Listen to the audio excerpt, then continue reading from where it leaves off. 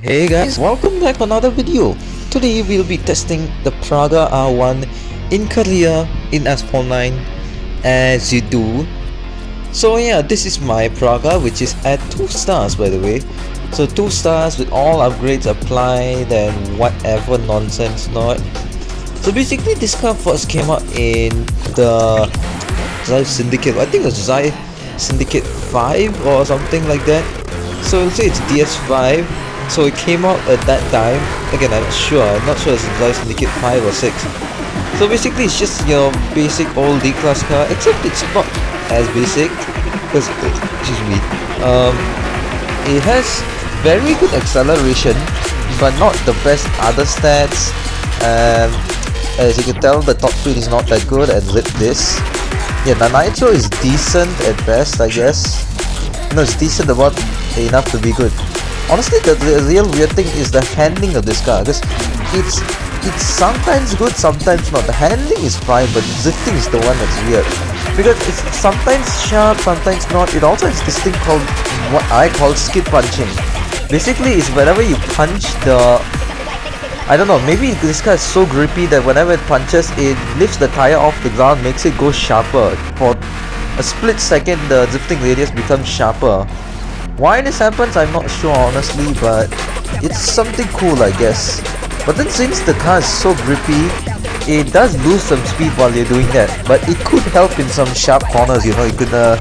By the way, if you're doing skid punching, make sure to do it in about a 1.5 second interval. So, because if you punch too much, it'll just become wider. See, the first one will be sharper, but then the following other punches won't be skid punches. So yeah, so take note of that. And yeah, basically it's like the handling is very weird. Also the physics are weird sometimes. Like, since the car is so small, it often tends to be like very vulnerable. Like in the Drive Syndicate, like the most recent one, so I guess it's DS6 in that case, but yeah, like in the most recent one, the police were absolutely, well, not the police, but like they could take down this car easier. Like even if it like slaps onto some traffic, let's say you're going on the barrel roll ramp and then you accidentally hit some traffic, you can literally just flip over and then lose the police race. Or even the police, let's say even if you land on them, it has a chance of just randomly flipping over and then you're dead. Or the police shove you into a random place, because this was in a stage where it was in the Himalayas usually. That's what I see from other people, and I've experienced a bit of weird stuff with it myself.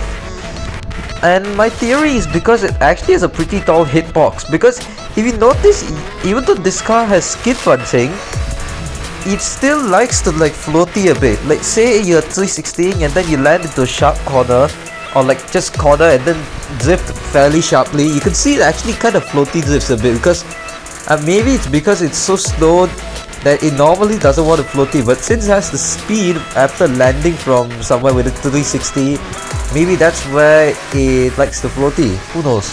So maybe if this car say went like maybe as fast as the Imola or some other A-class car, like F1 LM, something like that, if it went that fast, it could actually have decent floaty drifting. So yeah. And about the tall hitbox, it actually also, when you land with enough speed, you can actually flip this car over like the GT2 RS Club Sport.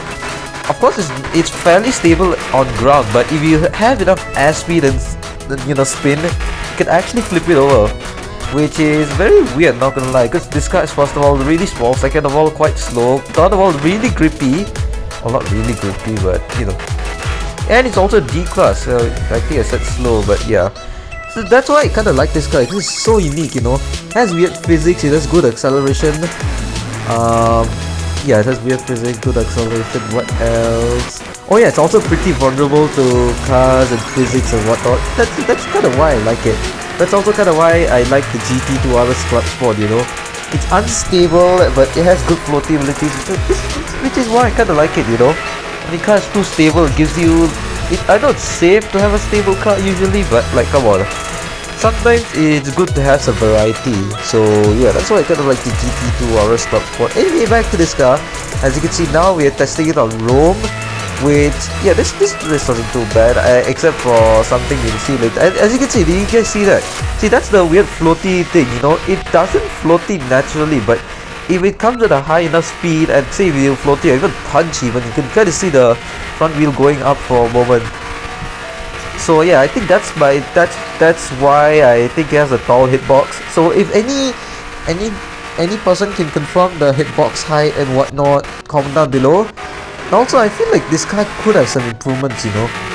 Like sure, I know has a very nice acceleration. That's why the other stats aren't as good. But I feel like it could have a perfect nitro boost. You know, the nitro is decent enough for the perfect nitro boost. And as you can see here, this weird physics thing happened. I think it's because I accidentally might have skid punched while on the like 316, so I don't overspin. But then in the process, it's so sharp that it literally did that weird side barrel that usually happens on barrel ramps, not some weird curved road thing. But I think it's the same thing. Right. So next race is on 1000 Minarets. Oh, I just saw the 004C, the SCG 004C. I just got reminded. Even this guy is skid punching. A lot of cars actually is skid punching. I think even the IDR has skid punching, but I'm not sure because it's been a while since I've driven that car. But yeah, the first car that has skid punching is actually the Rimac Concept 1. Wait, was it? No, it's not actually the Rimac Concept 1, but it's the first car that people noticed something is up. Like even I noticed quite soon, because back at the time I was just addicted to punching everywhere I can with any car. So I usually discover nonsense like how floaty is it and whatnot. So yeah, I discovered that it actually drifts quite sharp, so that was pretty cool, I guess. I mean, even Asphalt89, who was the first one I think who discovered it, at least from my point of view, who discovered it, yeah.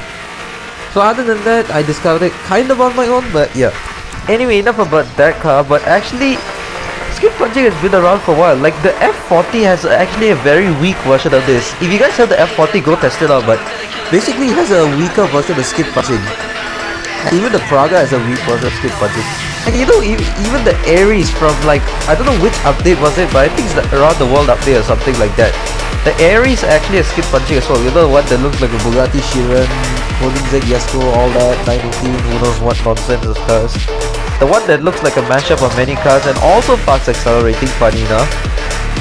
I don't know, I think it's just fast accelerating cars always have like skid punching issues, I don't know. Well, other than, you know, maybe the Rimac, the Nevera, by the way, not the Concept one. The Nevera, it's not bad, you know, it has pretty decent floaty ability, some kind of floaty. It's not grippy though. It's not grippy. Well, the Toronion is an electric car, you know, it's not fast accelerating by any means. You know, it's average, and it kind of is a delayed acceleration, not gonna lie, it's a bit sad. Like, it already doesn't have the best acceleration, it has delayed acceleration on top of that, and they haven't fixed it yet. The Nevera is the only car they fixed the delayed acceleration with. Well, that and the Evia, by the way, so not the Toronion, because I guess it's too fast or something. Alright, anyway, so I guess to wrap up this video, this car is a mashup of many things. So it's very, not very unstable, but unstable at pretty high speed. So as speed has a tall hitbox, it's vulnerable to traffic or smashing into walls too hard, and skid punching has very good acceleration, not the best top speed, nitro, and like handling is decent, I guess. Top speed is also decent. The other stats are fairly decent, to be honest. It's just the handling is weird and the top speed is a bit low.